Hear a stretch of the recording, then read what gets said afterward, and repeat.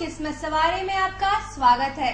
मैं हूं आपकी होस्ट एंड दोस्त खुशबू जैन और आज हमारे साथ है भारत के सुप्रसिद्ध ज्योतिषाचार्य आनंद जी। नमस्ते आनंद जी। नमस्कार खुशबू जी। नमस्कार दोस्तों, जैसे कि हर बार हम आपको बताते हैं कि ये कार्यक्रम सिर्फ आप ही के लिए बनाया गया है, आपकी समस्याओं का समाधान करने के लिए। चाहे नौकरी पाने से संबंधित हो या नौकरी में आपकी उन्नति नहीं हो रही है या व्यवसाय करने में कोई दिक्कत आ रही है या घर में कोई कलह हो रहा है या बच्चे आपकी बात नहीं मानते हैं, तो हमारी स्क्रीन पर जो नंबर फ्लैश हो रहा है उस पर संपर्क करें। उस पर संपर्क करने से आपकी समस्या का समाधान जल्द से जल्द होगा। दोस्तों, गुरु कहा जाता है कि वो दिमाग से खेलता है। दिमाग की उपज होती है कि हम अपने काम को बहुत अच्छे तरीके से कर पाते हैं। तो आनंद जी से जानते हैं कि गुरु क्या है और गुरु की प्रकृति क्या होती है। जी आनंद जी। दर्शकों, जैसे आज का हमारा विषय है गुरु। अब प्रश्न ये होता है कि गुरु क्या है। मित्रों, बुद्ध दिमाग की उपज होती है, गुरु सिद्धांत का कारक है। तो जो कि दिमागी खेल खेला जाता है, जिसको जो हमने पिछले एपिसोड में आपको बताया कि वो टोटल बुद्ध के कारण होता है। आज जो कुछ आप कर रहे हैं, कुछ आज हम जिस विषय पर चर्चा करेंगे उसका हमारा मुख्य विषय आज का गुरु है। अब प्रश्न ये हो रहा है कि आज हम गुरु की चर्चा क्यों कर रहे हैं, क्योंकि 12 राशियों में गुरु अपना पूरा का पूरा हर एक राशि में 13 महीने एक राशि में रहता है जी। तो काफी 13 महीने से मिथुन राशि में विराजमान थे और आज उन्होंने कर्क राशि में एंट्री करी। कल शाम को उन्होंने कर्क राशि में एंट्री करके और मिथुन को छोड़ा और कर्क को पकड़ा है। अब पूरे 13 महीने तक गुरु किस में रहेंगे? कर्क राशि में। तो ये तो हमने आज आपका गुरु का ट्रांजिट परिवर्तन हो रहा है। जैसे ही गुरु का ट्रांजिट परिवर्तन हो रहा है तो आप देखेंगे कि आपकी जिंदगी में पूरा परिवर्तन आना से शुरू हो जाएगा। आनंद जी, ये तो बात होगी कि कर्क राशि में ट्रांजिट हो रहा है, तो बाकी राशियों पर इनका क्या प्रभाव रहेगा और कर्क राशि के साथ चर्चा करेंगे। सबसे पहले हम दर्शकों को ये बताना चाहते हैं कि गुरु होता क्या है। जी।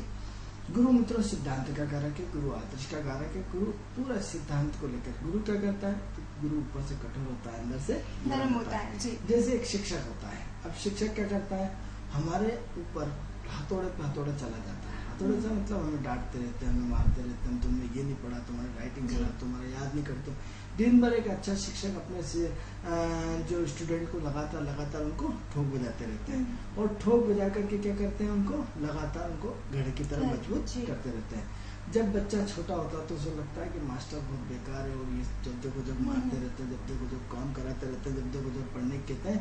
लेकिन जब बच्चा बड़ा हो जाता है, नौकरी हो जाता है, समझदार हो जाता है, तब उसी गुरु के गुणगान करने लगते हैं। आज जो कुछ हम इनकी देन है, आज हमारे पास गुरु नहीं होता तो कुछ भी नहीं होता जी। तो गुरु एक सिद्धांत है, गुरु एक आदर्श है, गुरु एक पूरा नियमों का पालन करने वाला व्यक्ति है। अब सवाल ये होता है कि गुरु क्या करता है, पूरे ज्ञान को रिप्रेजेंट करता है, एक आदर्श को रिप्रेजेंट करता है, एक धर्म को रिप्रेजेंट करता है। अब क्या हो रहा है, अधर्म का कारक कौन है? राहु है जी। धर्म का कारक कौन है? गुरु है। तो अब क्या हो रहा है कि गुरु अपने आप में एक परिपक्व ग्रह है।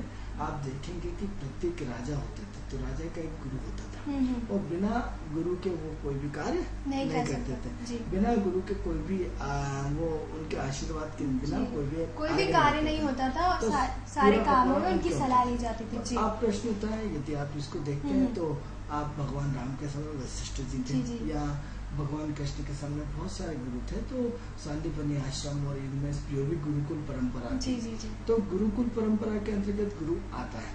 अब गुरु अन्य चीजों क्या करता है, गुरु मंदिर में पूजा करता है, गुरु ज्ञान बांटता है, गुरु ज्ञान की चर्चा करता है, गुरु धर्म को स्थापित करता है जी। अब क्या हो रहा है, धर्म की स्थापना कब होगी, जब आप सिद्धांत से चलेंगे, आदर्श सिद्धांत से जुड़ेंगे, जब आप सिद्धांत से जुड़ेंगे, आदर्श से जुड़ेंगे, नियम से जुड़ेंगे, अनुशासन से जुड़ेंगे, नियत अच्छी रखेंगे, पवित्रता लाएंगे, व्यक्तित्व का विकास करेंगे, चरित्र का विकास करेंगे, नियम पालन का पूरा पालन करेंगे। अब प्रश्न ये उठता है कि क्या आप नियम और कानूनों को पालन करने के लिए तैयार है? बिल्कुल नहीं तैयार है। क्यों नहीं है तैयार? क्योंकि आज साफ सतयुग नहीं है।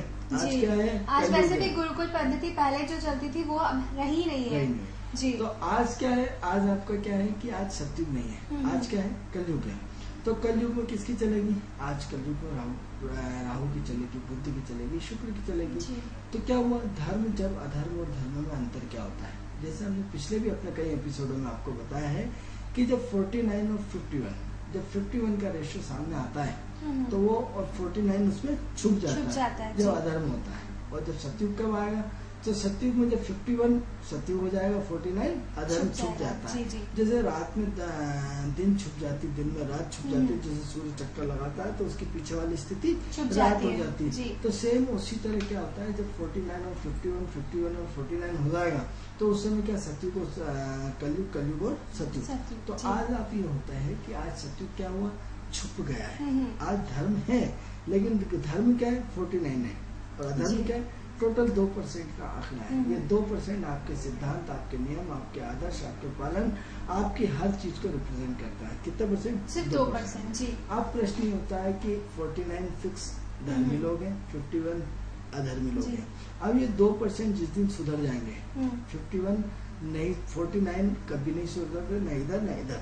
49 धर्म में, 49 अधर्म में। अब 2% लोगों को पूरा का पूरा भाग्य, जैसे आपको बीजेपी में वोट देना बीजेपी में देंगे, आप कांग्रेस में वोट देना कांग्रेस में देंगे। 2% लोग ऐसे जो हार जीत का फैसला करते हैं और वो बदल जाते हैं। तो इसी तरह धर्म में भी 2% की स्थिति है कि वो 2% कब धर्म का सपोर्ट करता है, वो 2% कब अधर्म का सपोर्ट करता है। अब सवाल ये हो रहा है कि आप कलयुग में हो तो धर्म क्या है आपका छिपा हुआ है, सिद्धांत क्या हुआ छिपा हुआ है, आदर्श क्या हुआ छिपा हुआ है। टोटल आज न पिता पुत्र का सम्मान करता है, न पुत्र पिता का सम्मान करता है, न पत्नी पति का सम्मान करती है, न पत्नी पति का सम्मान करती है। आज तो स्थिति ये आ गई समाज की कि पत्नी जिसे हम देवी बोलते थे आज वो खुद पति से पानी मांगती है। कई बार तो ऐसी स्थिति देखी गई है कि पति खाना बनाता और पत्नी ऐसे रहती है। तो सवाल ये हो रहा है कि आज की भौगोलिक और पारंपरिक स्थिति में पूरा का पूरा परिवर्तन आ चुका है। अब परिवर्तन आ रहा है तो क्या हुआ, गुरु छुपा हुआ है। आज गुरु आपके सामने नहीं है। अब क्या होता है कि पहले बड़ों के पाँव पड़े जाते थे, आज हाथ में आज छोटे से छोटा बच्चा सबसे क्या करता है, हैंडशेक करता है। यानी हैंडशेक करने से क्या होता है, या तो हम आपको प्रभावित करेंगे या आप हमें प्रभावित करेंगे, या तो आपकी नेगेटिव ऊर्जा हमारे पास आएगी या हमारी नेगेटिव ऊर्जा आपके पास चली जाएगी। लेकिन इसीलिए क्या होता है, पहले हमारे प्रणाम किया जाता था, नमस्कार किया जाता था। अब नमस्कार करने से क्या होता है कि आपकी ऊर्जा आपके पास है, हमारी अच्छाई हमारे पास है। लेकिन क्या होता है आज ऊर्जा का आदान प्रदान हो रहा है। अब आप कहते हैं ऊर्जा का आदान प्रदान, अरे हम किसी से मिलते हैं या तो हम उसको अपना दिल दे बैठते हैं, वो हमें अपना दिल, यानी अपने से या तो हम उसको ज्ञानी समझते हैं, वो हमें ज्ञानी समझते हैं। दोनों में से एक चीज तो होती है, एक दूसरे से हम प्रभावित हुए बिना, या तो हमें वो मूर्ख समझता है या हम उसको मूर्ख समझते हैं। दोनों में से कोई ना कोई किसी को तो मूर्ख समझता है, डिफाइन होता ही होता है। तो अब ऐसी कंडीशन में तो क्या हो रहा है कि जो आप हाथ मिला रहे हैं तो हाथ से ऊर्जा का आपकी ऊर्जा फिसल के दूसरे के पास जा रही है। अब किसके हाथ में जिसका चुंबकत्व ज्यादा रहेगा उसके पास वो ऊर्जा चली जाएगी। अब आपके पास मान लो आप चोर है, बेईमान और आपकी ऊर्जा ज्यादा पावर है तो धर्म वाले आदमी को पकड़ के फट उसकी पॉजिटिव ऊर्जा खींच ले जाएंगे, उसको अधर्म में डाल देंगे। और यदि आपका तप अच्छा है तो आप उसको बदल दोगे, आप उसकी नेगेटिविटी को खत्म करके पॉजिटिविटी बदल दोगे। अब सवाल ये हो रहा है कलयुग है, अब यहाँ तो ना आपका दान है, न धर्म है, न सत्य है, न मतलब न चरित्र है, न व्यक्तित्व है, न ईमानदारी है, न नियम है, न कानून है। आज आपकी दिनचर्या ही सुबह से शुरू होती है। अब क्या होता है, जैसे आपके पास मोबाइल आया, कहाँ हूँ, उनने की दिल्ली में, जबकि आप घर में सो रहे हो। आपकी शुरुआती झूठ से, अब गुरु को झूठ से चिड़े, गुरु को सिद्धांत चाहिए। अब ये कि सिद्धांत से बात, यदि आपको किसी से 2 लाख रुपए देना है, उससे कह दो घर पे हूँ तो बंदूक लेके चढ़ के आ जाएगा। आपने कह दी दिल्ली में हूँ, पाप कट गया, आपके घर में तो घुस नहीं सकता। आप मजबूरी है, यदि वो झूठ ना बोले तो उसकी तो कम से कम 8 दिन का गिफ्ट तो मिल गया। 8 दिन के लिए दिल्ली में हो तो उसको लगेगा दिल्ली में, भले वो घर में सो रहा है या अरेंजमेंट कर रहा है, लेकिन यदि वो सत्य बोले तो वो तुम 10 आदमी लेके उसके घर पे चले गए, हो सकता है उसके पैसे अटके और 8 दिन बाद उसको मिल जाए और बैलेंस हो जाए। तो अब आज के जमाने में झूठ बोलना क्या होगा, पॉजिटिविटी होगी जी। अब आज से यदि आम बात हो गई है, हर एक चीज के लिए आम चीज हो गई। अब इसी झूठ को हम पहले बोलते हैं। अब आप किसी से कपड़े लेने जाओ या जूते लेने जाओ या बर्तन, तो आप उसमें हर व्यक्ति एक दूसरे को ठगना चाहता है, पैसे कम करना चाहता है। उन्होंने हिसाब कितने की है, ये 500 रुपए की, अरे इतनी महंगी। अब वो यदि 300 की चीज 500 में नहीं बताएगा तो उसकी वैल्यू नहीं है, आप उसको 400 नहीं देंगे। अब वो 300 की कीमत यदि 325 बता दे तो आप 200 बता के चले आएंगे, तो भूखे मर जाएगा। आज यदि वो झूठ नहीं बोलेगा तो भूखा मर जाएगा। हम महत्वपूर्ण बिंदुओं पे आपसे चर्चा करने जा रहे हैं कि ये क्या गुरु की पोजीशन है, कि आप जिस गुरु को सिद्धांतिक मानते हैं, आज सिद्धांत की परिभाषा बदल गई। आज नियम कानून कायदे की परिभाषा बदल गई। अब खुशबू जी आप बताइए कि यदि उसने 300 रुपए की चीज खरीद के लाया और आप ही को 325 में दे दिया जाए और आपको बोला जाए, तो आप बताएं कि उस पे क्या मानेंगे? उस पे आप कर ही नहीं पाएंगे, आप उसको सेटल ही नहीं कर पाएंगे। तो आप ऐसी कंडीशन में बताएं कि उसका झूठ तो बिल्कुल वाजिब होता है बोलना, जी बिल्कुल, नहीं तो उसके बच्चे पालेगा कैसे, भूखे रह जाएंगे। उनकी जरूरत के सामान गलत का है। कोई भी 300 के 325 तुरंत नहीं देता है। आप यदि 500 बताओगे तो चलती ही है, 300 बताओगे तब 500 बताओगे तब 300। अब बात हम आज की रूटीन दिनचर्या के गुरु के प्रभाव की बात कर रहे हैं कि यदि आप ईमानदारी से जीने की बात करते हैं तो आप जी ही नहीं पाएंगे। जितना आजकल देखा जाता है, जो जितना ईमानदार रहता है उतना ही वो खुश नहीं रह पाता। तो अब ऐसी कंडीशन में आप सिद्धांत और आदर्श को कहाँ ले जाएंगे? आज नियम कानून कायदे को कहाँ ले जाएंगे? कहीं न कहीं आपको सबसे पहले अपने इस झूठ को पॉजिटिविटी में आ गया, वो पॉजिटिविटी नेगेटिव में। अब क्या होता है, धर्म की बात करते हैं तो धर्मात्मा कौन करता है? एक गरीब आदमी धर्म कितना करेगा? एक गरीब आदमी सुबह दाल रोटी खा के आता है, अपने बजट के हिसाब से उसको कमाई नहीं हो पाती, अब वो मंदिर में दान कैसे करेगा? अब एक बेईमान आदमी उसने अफीम गांजा चरस भेजी और 1 करोड़ रुपए कमाए और उसने 1 लाख रुपए दान करे, तो दानी करने वाला कौन पुरुष? अधर्मी आदमी। कहाँ कर रहा? धर्म में कर रहा है। अब आपका धर्म किसके द्वारा चल रहा है? अधर्म के द्वारा। आप ये देखिए कि धर्म की परिभाषा का स्वरूप हम आपको बदल रहा है कि गुरु पे ही चर्चा कर रहा है। गुरु क्या चाहता है? सिद्धांत चाहता है। धर्म और धर्म के ठेकेदार क्या हो रहा है? सब कैसे चल रहा है? पैसे से चल रहा है। आज एक किसी धर्मात्मा के पास चले जाइए, किसी आध्यात्मिक व्यक्ति के पास जाइए, उसके बाद खरबों नीलों रुपए शंकों की प्रॉपर्टी है, कहाँ से आई? और धर्म को धन की आवश्यकता क्या? यानी धर्म के सिद्धांत की परिभाषा बदलती जा रही है। क्या करेंगे? आपके व्हाइट को, ब्लैक पैसे को आपको व्हाइट करके आपको ईमानदारी में ला रहे। कौन ला रहा? गुरु अब आप कहते हो कि सिद्धांत की बात करो, आदर्श की बात करो, धर्म की बात करो, संस्कार की बात करो, तो सारा का सारा गुरु तो उस पर फिट ही नहीं हो पा रहा। मित्रों, बार बार इसलिए बात कर रहे हैं कि हमने ज्योतिष में बहुत सारे रिसर्च किए हैं, बहुत सारे ऐसे रिसर्च किए हैं जिसकी आप कल्पना भी नहीं कर सकते। उन रिसर्चों के माध्यम से हम आपको नई चीज आपके सामने प्रस्तुत करते हैं कि जो गुरु का आधार है, जो गुरु का सिस्टम है, पूरा का पूरा परिवर्तन होते जा रहा है। जी। तो अब क्या हो रहा है? आज धर्म किससे चल रहा है? अधर्म से चल रहा है। जी। अब सबसे ज्यादा दान कौन करता है? अधर्मी करता है। जो जितना काम करेगा, आप जितना ईमानदारी से तो कभी दान कर ही नहीं सकते, ईमानदारी से गाड़ी खरीद नहीं सकते आप। जब तक आप मान लो आप ठेकेदार हैं, आप ठेकेदार हैं तो आपको 10 कुंटल लोहा डालना चाहिए, आपने 5 कुंटल डाला, कोई देखने वाला नहीं, आपने 1-2 हजार रुपए 10,000 रुपए रिश्वत दे दी, मामला दब गया, आप करोड़पति बन गए। अब करोड़पति बनना वैसे आप धर्म के ठेकेदार होगा, सामने मेरी तरफ से यज्ञ, मेरी तरफ से भोजन चला, मेरी तरफ से वो। अब ये आया कहाँ से? तो आज क्या है, आप जितने ईमानदार बनते हो सब किसके इर्द गिर्द घूम रहे हो? अधर्मी व्यक्ति के। आप किसका, आप मंदिर में जा रहे हो, किसका प्रसाद खा रहे हो? अधर्मी व्यक्ति का। क्योंकि उसने ईमानदारी से नहीं कमाया, उसने अपनी मेहनत से नहीं कमाया, उसने अपने तप से नहीं कमाया, उसने मजदूर की तरह उसने दिन भर हथौड़ा चला करके नहीं कमाया, उसने किससे कमाया? अधर्म से। तो आप गुरु क्या कहता है? धर्म पे चलो। तो बाद में समाज सेवा करके आप धर्म पे आ जाओगे। कहाँ से करोगे समाज सेवा? भी आपको समाज सेवा में क्या होगा? आप यदि किसी की गरीबी दूर करोगे, किसी को कपड़े बांटोगे, किसी को दूध बांटोगे, वो सब पैसे चाहिए।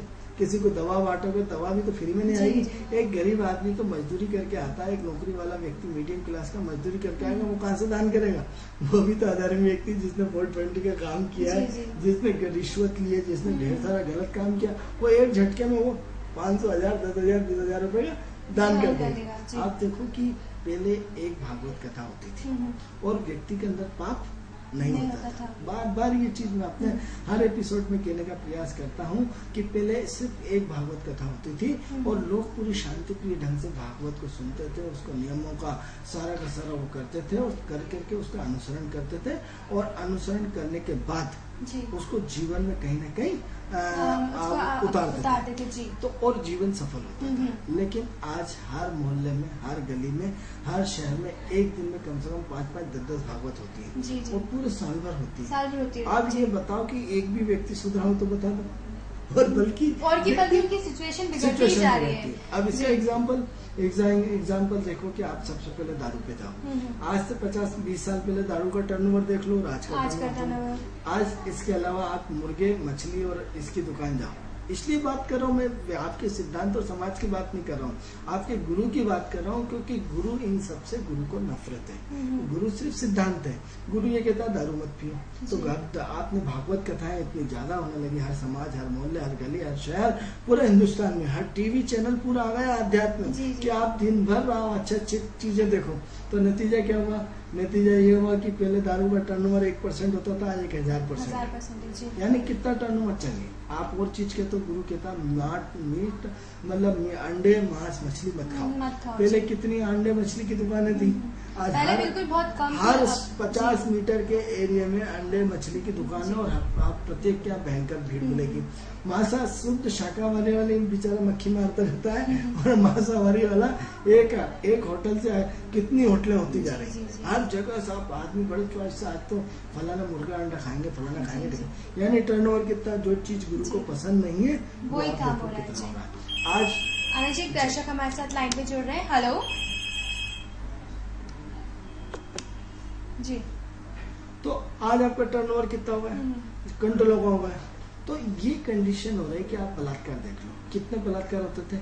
जब से धर्म कर्म बढ़ा, आप बलात्कार की संख्या बढ़ती जा रही है। अब सवाल ये रहते हैं, हमारे लंबाई गुणित चौड़ाई गुणित ऊंचाई। ये सूत्र हम सबको हमेशा देते हैं कि जिस तरह से धर्म बढ़ेगा उसी तरह से अधर्म बढ़ेगा। जिस हिसाब से अधर्म बढ़ेगा उस हिसाब से धर्म बढ़ेगा। बहुत स्पष्ट हमने परिभाषा बताई कि 49 धर्म है, 49 अधर्म है। सिर्फ परसेंटेज तो सिर्फ 2% सिर्फ 14। जब 2% धर्म को मिल जाता तो धर्म की बात होने लगती है, 2% अधर्म को मिल जाता है तो अधर्म की बात है। अब और एक सबसे बड़ी चीज, ये तो बात हम आपको फिर एक मुद्दे की और नई बात बताना चाहते हैं कि जो बड़े बड़े संत और बड़े बड़े वो क्या करते हैं, व्यक्ति को पूरा का पूरा एक नई थीसिस हम आपको देना चाहते हैं मित्रों, गुरु के माध्यम से, कि आज धर्म की जब बात करती है, क्योंकि गुरु धर्म का कारक है। अब क्या सब व्यक्ति को चोरी नहीं करना चाहिए, बेईमानी नहीं करना चाहिए, अपने 5 इंद्रियों को वश में रखना चाहिए, अपने आपको पूरा सिद्धांतिक बनाना चाहिए। अब मित्रों एक बात बताओ कि असत्य है तो सत्य है जी, अधर्म है तो धर्म है, रावण थे तो राम थे जी, कंस थे तो कृष्ण। अब आप सबसे पहले क्या करते हैं, जो टीवी वाले जितने बड़े बड़े मंच पे बैठते हैं कि साहब हमें गलत नहीं करना चाहिए, हमें नेगेटिव ऊर्जा नहीं फैलाना चाहिए, हमें चोरी नहीं करना चाहिए, हमें बेईमानी नहीं करना चाहिए। आप ये बताओ कि यदि आज बकरी नहीं काटते तो इस धरती पे बकरी होती, मुर्गे होते। आज आप जिस चीज को जितना मात्रा में काट रहा हो उसमें कोई कमी आ रही है, संतुलन बैलेंस बनाना पड़ेगा। तो आप ये बताओ कि यदि इस धरती पे सब चीजें सात्विक हो जाएगी तो ईश्वर खत्म हो जाएगा। तो आप क्या कर रहा हो कि आप सिद्धांत आप, क्योंकि 49 ईश्वर ने फिक्स परसेंटेज कर रखा है। अब व्यक्ति का अगर अपनी क्रोध को नियंत्रण करो, अपनी वासना को नियंत्रण करो, अपने इंद्रियों को नियंत्रण करो, सबको नियंत्रण कराना चाहता है। अब नियंत्रण करना चाहते हैं मतलब आप ईश्वर के सबसे बड़े विरोधी हैं।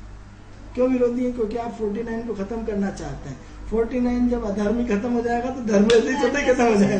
पर आनंद जी, इन सब बातों से ये तो ठीक है कि अधर्म उतना है जितना धर्म भी है। अब वही हम आपको बताने का कोशिश कर रहे हैं कि सबसे पहले धर्म अपने आप में अंतःकरण से स्वीकार। एक आडम्बरी पीले कपड़े पहनने से धर्म स्वीकार नहीं होता, दाढ़ी बढ़ाने से धर्म स्वीकार। अगर आपका मन अच्छा आपका मतलब बड़े बाल बढ़ाने से नहीं होता है। आप ये सोचो, जो जिस चैनल में है, अब आप यदि धर्म के चैनल में पैदा हुए तो धर्म का काम करो, यदि अधर्म के चैनल में बैठे तो अधर्मी बने रहो। जो डीएनए ईश्वर में आपका डीएनए है वैसे ही आपको रहना पड़ेगा। अब ये ईश्वर क्या करते हैं साहब, बड़े बड़े टीवी वाले, बड़े बड़े संत, बड़े बड़े महाज्ञानी सारी चीजों को क्या करते हैं, खत्म करना चाहते हैं।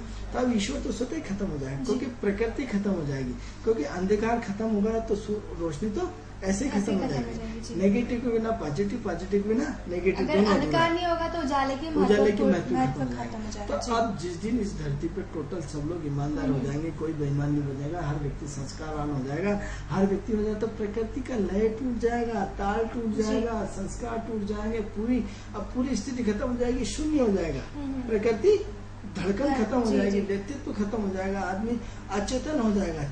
तो जब आप जीवन की इच्छा ही खत्म हो जाएगी तो कुछ जीवन होगा, का निरस्ता आ जाएगी। जी। आज क्या कर रहे हो आप, धर्म को पकड़ने की कोशिश करते हो, अधर्म को पकड़ने की कोशिश करो, अधर्मी धर्म को पकड़ता है, धर्मी अधर्म को पकड़ता है, सब एक दूसरे की खींचातानी चल रही है और जीवन का चक्र चलते जा चल रहा अब है। क्या कर रहा हो आप, धर्म को स्थापित करके अधर्म को खत्म करके उस चक्र को रोकना चाह रहे हो, यानी प्रकृति को खत्म करना चाह रहे हो, यानी ईश्वर को ही खत्म करने के चक्कर में लोग लगे रहते हैं। तो अब सवाल ये हो रहा है कि इतिहास उठाइए, भगवान राम से लेकर उठाइए।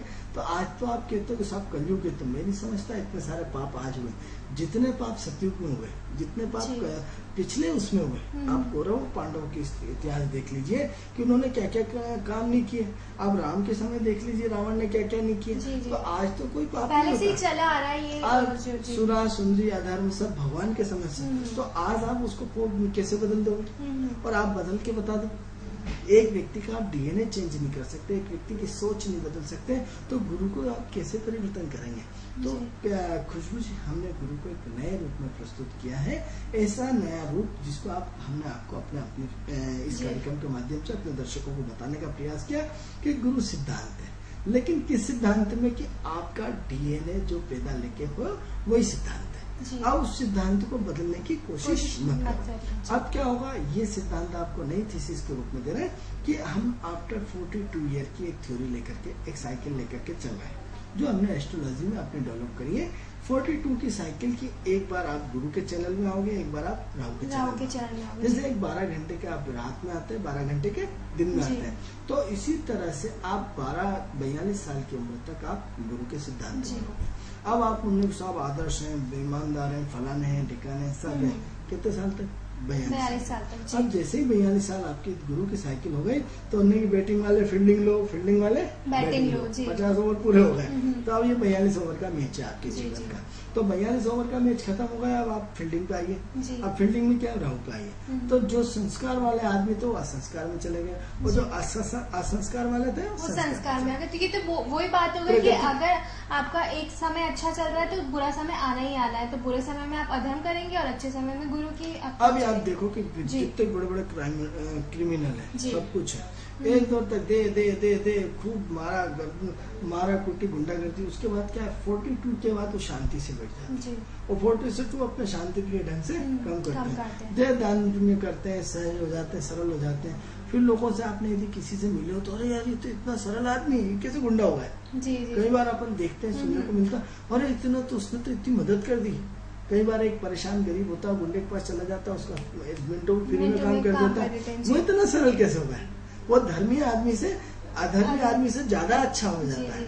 क्यों हो जाता है? क्योंकि उसका टाइम पीरियड चेंज हो चुका है। गोचर उसका टाइम होगा कि इतना अधर्मी, उसकी छाप, उसका धंधा, उसका व्यवसाय अधर्मी के नाम से, लेकिन उसके अंदर धर्म की सबसे बड़ी सील लग गई। वो अंदर से इतना पवित्र होगा, इतना पूजा पाठ वाला होगा, लेकिन उसका व्यवसाय होगा, ये अलग चीज है। लेकिन कहीं ना कहीं वो पहले उतना वो उसका पक्ष इतना मजबूत नहीं था, अब मजबूत हो चुका है, तो धर्म के लिए काम करने लगे। तो क्या है कि आप अपने 42 की चैनल में कैसे आते हैं और कैसे जाते हैं। अब ऐसी कंडीशन में सबसे पहले आपको क्या करना चाहिए, आपको सबसे पहले सिद्धांत के समझना चाहिए कि आप किस ओरा में आते हैं। आप गुरु की ओरा में आते हैं या राहु की ओरा में आते हैं? यदि गुरु की ओरा में आइए तो गुरु के इतने काम कर डालिए, इतने काम कर डालिए, इतने काम पवित्र कर डालिए कि आने वाले जब 42 साल के बाद जब उलटफेर होगी, जब प्रकृति का चक्र बदलेगा, जब प्रकृति के सिद्धांत बदलेंगे, जब नियम कानून बदलेंगे, तो उस समय आप अधर्म नहीं कर पाए। उस समय आप अधर्मियों के साथ रहकर भी अच्छे बने रहेंगे। आप कीचड़ में कमल की तरह खिले रहेंगे। आपका चरित्र जो रहेगा वो बिल्कुल साफ। आप दारू वालों के साथ बैठेंगे, लेकिन दारू पिएंगे नहीं। जी, सामने रखी होगी पर आप ले नहीं पाएंगे। आप मीट वालों के साथ खाएंगे, लेकिन आप मीट का सेवन नहीं करेंगे, आप ईमानदारी से दाल रोटी खाएंगे। यानी आप क्या हुआ, विभीषण जो रावण का छोटा भाई था, वो विभीषण जो था वो छोटे छोटे जो भाई थे, पूरी लंका में भगवान राम राम राम राम करता था। जब हनुमान जी पहुंचे कि अरे यार यहाँ तो कोई राम राम राम राम कर रहा, तो देखा तो उनका छोटा भाई राम का भगत था।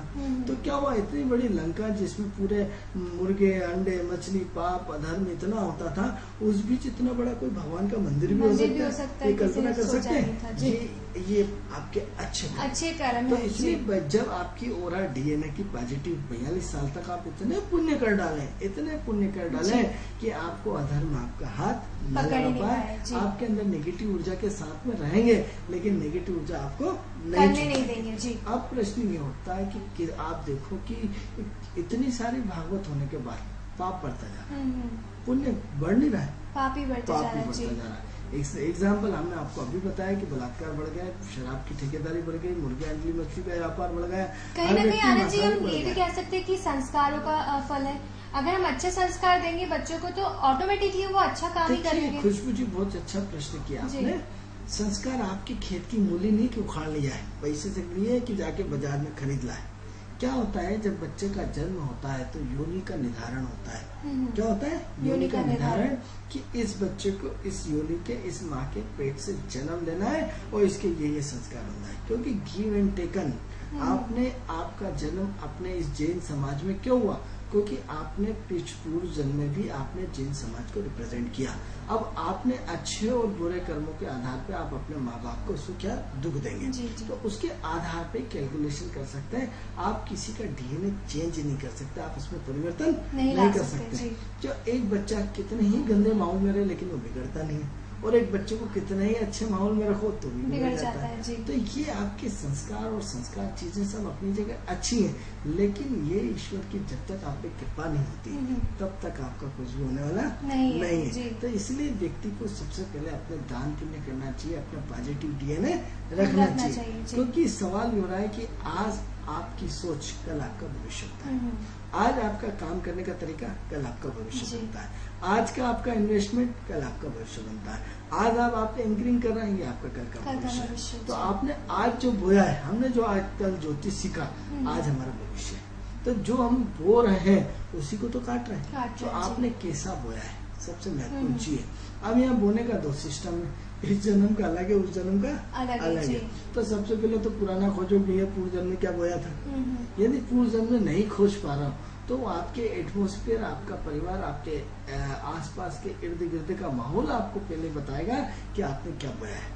यदि अच्छा बोया है तो आपको अच्छा संतुलन, अच्छा माहौल, अच्छा मिलना ही है। आप क्यों संघर्ष करोगे? तो यदि आपने अच्छा नहीं बोया है तो आपको कहीं मूर्खों की तरह भागने की जरूरत ही नहीं। आप खुद अपना जजमेंट लगा लो कि आपने जैसा बोया है उसके इर्द गिर्द आपको बेईमान वाले लोग मिलेंगे, चाकू काटने वाले मिलेंगे, या आपको लूटने वाले मिलेंगे, आपको इमोशनल ब्लैकमेल करने वाले मिलेंगे, या आपसे फायदा उठाने वाले मिलेंगे, या आपको फायदा देने वाले नहीं मिलेंगे। तो ये तो आपका अपना डिसाइडेड है, उसको खोजने की जरूरत नहीं है। तो एक बात और, दूसरा ये है कि ईश्वर की कृपा कब होती है? जब आप अच्छी सोच रखते हैं, आपकी अच्छा चिंतन होता है, अच्छा मनन होता है, अपनी अच्छी काम करने की क्वालिटी होती है। तो अब ये जो गुरु है, गुरु अपने आप में एक सिद्धांतिक ग्रह, हम गुरु को कितना अच्छा मानते हैं, लेकिन हमने आपको कितने नए रूप में गुरु की रीढ़ दी कि जिस गुरु की आप बात करते हो वो गुरु काम ही नहीं कर रहा है। क्या नहीं कर रहा? काम ही नहीं कर रहा है। अब क्या होता है, साथ गुरु की दृष्टि बहुत अच्छी, गुरु की दृष्टि बहुत अच्छी, दिन भर ज्योतिष लोग चिल्लाते रहते हैं। अब सवाल ये हो रहा है कि यदि गुरु राहु के साथ बैठा है तो जैसे जिस लोगों के साथ बैठोगे वैसी तो दृष्टि होगी। तो राहु की जो शुभ दृष्टि थी वो अशुभ हो जाती है, और अशुभ दृष्टि कई बार शुभ हो जाती है। कई बार दुष्ट आदमी तो आपसे अच्छा काम करा लेता है, और कई बार अच्छा आदमी भी आपसे गलत काम कर लेता है। अब क्या होता है कि जो पर्दे के सामने होते हैं उन पर कोई शक नहीं करता, और जो पर्दे के पीछे होते हैं उनका तो पता ही नहीं पड़ता। तो सवाल हो रहा है कि जिस आदमी को आप अच्छा समझ रहे हो वो क्या वास्तव में अच्छा है, और जिस आदमी को आप गलत समझ रहे हो क्या वो वास्तव में गलत है, या जिसने तो हम गैस कर ही नहीं पाते ना कि पहचान नहीं पाते। जिससे हम आपको बताएंगे कि सबसे ज्यादा जो मंदिर जाए आप उसकी सीआईडी कराओ, मतलब सबसे ज्यादा काला धन उसी के पास है, सबसे ज्यादा अधर्म उसी ने किया है। जितना ज्यादा मंदिर में नाक रख ले, जितना ज्यादा लंबा हो जाए, जितना लंबा टीका हो, अभी आप अपने एटमोस्फेयर में आप उसको चेक कर लीजिए। क्योंकि भगवान की बात तो आप यहाँ हाथ जोड़ की है, परमात्मा मेरी मदद करना आपकी डायरेक्ट बात होगी। इसके लिए आपको कहीं मंदिर गुरुद्वारा जाने की जरूरत नहीं है। सवाल ये हो रहा है कि जब आपके पॉजिटिविटी एनर्जी का रेशो एक दूसरे से देखने के बाद, फोन पे तो सिर्फ मुद्दे की बात कहाँ हो, कितनी बजे आ रहा है, कहाँ मिल रहा है, आप घंटों बात कर रहे हैं कि क्या खाया था, क्या पिया था, दिन भर बात करते हो। मुद्दे की बात तो 2 सेकंड की होती है कि करना क्या है, विषय की बात तो सिर्फ 2 सेकंड की होती है।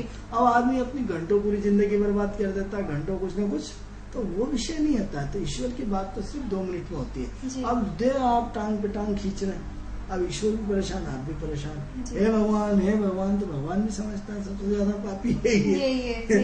तो क्या होता है कि आपको अपना सोच का दायरा बदलना पड़ेगा। मंदिर के हम विरोधी नहीं, मंदिर जाना अच्छी बात है, लेकिन मंदिर के साथ भगवान से आत्मीयता से बात की जाए। आज आप जितने सहज और सरल होंगे, क्योंकि भगवान ये कहता है कि अपने साथ जुड़े हुए जो व्यक्ति है उसको भी आप खुश रखें। आप जरूर नहीं पूरे समाज की गरीबी दूर करो, आप अपने साथ जुड़े हुए 4 लोगों की भी गरीबी दूर कर देते हो, 4 लोगों को भी सुख दे देते हो। अपने इर्द गिर्द जुड़े हुए लोगों को यदि आप उनकी परिस्थितियों का ध्यान रखते हो, 10-20 हजार रुपए की जरूरत पड़ी दे देते हो, उनके अच्छे और बुरे काम वक्त में काम आ जाते हो, तो आपका गुरु बहुत अच्छा हो जाता है। लेकिन आप साथ में ले रहे हो और उसको वक्त में 2000 की जरूरत पड़ी, आपने 2000 की मना रखी, आपकी जेब में 10,000 रखे, तो अब क्या होता है, ऐसी कंडीशन में आपको लगता तो है उसके बाद पैसे तो होते लेकिन दे नहीं रहा है। तो ऐसे में साथ बैठने से तो ऐसे में गुरु खराब हो जाता है। अब छोटा बच्चा है, आपने उसको बेवजह मार दिया तो गुरु खराब हो जाता है। क्योंकि मित्रों, इस विषय पर हमारी चर्चा आगे भी जारी रहेगी। अभी समय सीमा हमारे पास कम है, तो दर्शकों हम गुरु के बारे में कल फिर बात करेंगे, कल फिर चर्चा करेंगे आनंद जी से कि उनका बाकी राशियों पर क्या प्रभाव रहता है। तो वह दर्शकों, किस्मत सवारी में फिलहाल इतना ही। अगले दिन फिर मिलेंगे नए राशिफल के साथ, नए किस्मत के साथ। तब तक के लिए नमस्कार।